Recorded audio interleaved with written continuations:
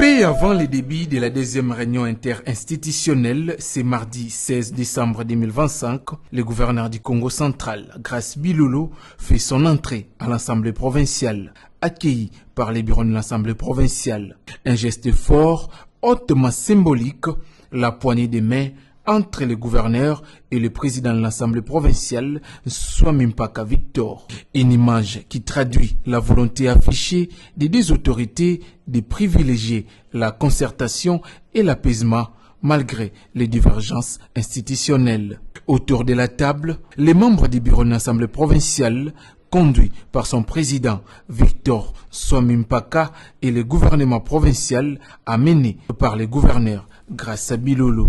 Objectif, renforcer les dialogues institutionnels et examiner plusieurs dossiers urgents, a dit les rapporteurs de l'Assemblée provinciale, l'honorable Birintunga, au sortir des échanges. Comme vous savez, la province, le gouvernement provincial doit à l'Assemblée en termes d'appui budgétaire au moins 3 mois, plus le mois de décembre, ça va faire 4 mois. Donc il y a des arriérés de 4 mois. Là-dessus, ils étaient réceptifs et que la situation devrait se régler, ne fût-ce qu'en une mensualité ou 2, à la rigueur, entre le 22 et le 23 décembre. Nous avons eu encore abordé le point des inondations des rivières de Boma, de Mwanda et bien évidemment les intempéries de Lukula. Effectivement, ils nous ont expliqué que les interventions sont en cours. Il y a déjà une équipe gouvernementale de la province qui doit descendre rapidement pour voir ce qu'il y a à faire en fait de secourir cette population qui est en difficulté actuellement.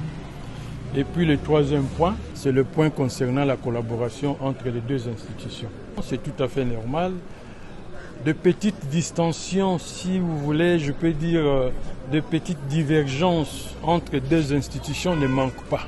Et partout ailleurs au Congo, même dans les grandes démocraties.